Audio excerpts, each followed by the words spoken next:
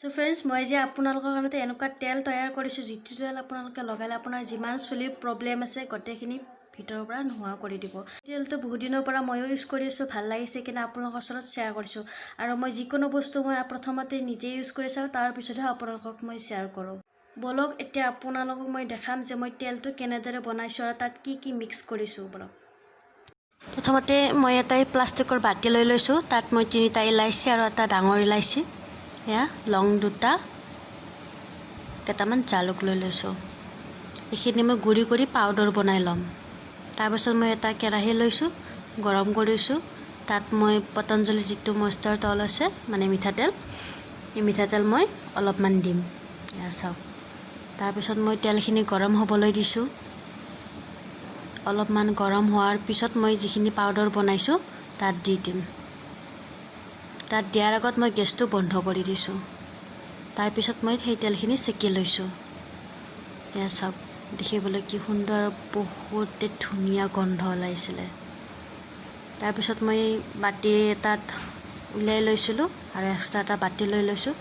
তাত মই বাজাজ তেল 2 ড্ৰপ আৰু বেবী অইল এচামুচ, কেষ্টৰ অইল এচামুচ আৰু নাৰিকল তেল এচামুচ ইয়াত মিক্স কৰিম।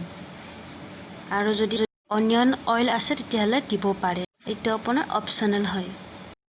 এই তেলটো আপোনাৰ 100% প্ৰমাণিত হয়, কাৰণ কিয় মই নিজে ইউজ কৰি আছোঁ। মই প্ৰমাণ পাইছোঁ এসপ্তাহত আপোনাৰ চুলি দীঘল কৰিব, লগতে আপোনাৰ চুলি কচা বহুত ষ্ট্ৰং আৰু হেল্থি কৰিব। কেষ্টৰ অইলে আপোনাৰ চুলি কচা হেল্থি আৰু চাইনি কৰিব। আৰু যিটো বাজাজ অইল আছে তাত ভিটামিন ই আছে, যিয়ে আমাৰ চুলি কচা নাৰিছমেণ্ট আৰু ধুনীয়া কৰিব।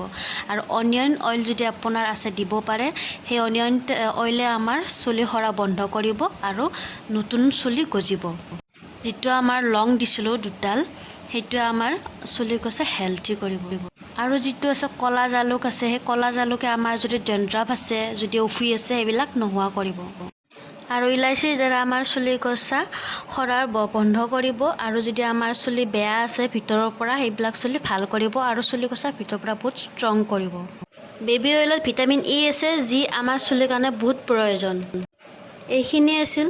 আৰু এই তেলটো সপ্তাহত পাৰিলে 2বাৰ লগাব, আৰু তাৰপিছতো যদি আপোনালোকৰ সময় নহয় তেতিয়াহ'লে পাৰিলে এবাৰ লগাব, বহুতে ভাল হয়। ৰাতি শোৱাৰ আগত লগাব, লগাই পেলাই ৰাতিপুৱা ধুই পেলাব চেম্পু দি।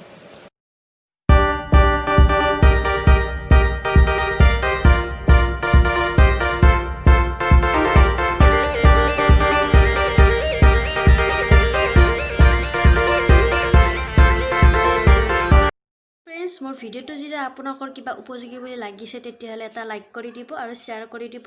আৰু যদি মোৰ ভিডিঅ' নেক্সট টাইম চাব বিচাৰে তেতিয়াহ'লে মোৰ চেনেলটো ছাবস্ক্ৰাইব কৰি দিব, যাতে মই নতুন ভিডিঅ' দিলে আপোনালোকে ন'টিফিকেশ্যন পাই যায়। আৰু মোৰ ভিডিঅ'টো শেষলৈকে চোৱাৰ বাবে ধন্যবাদ।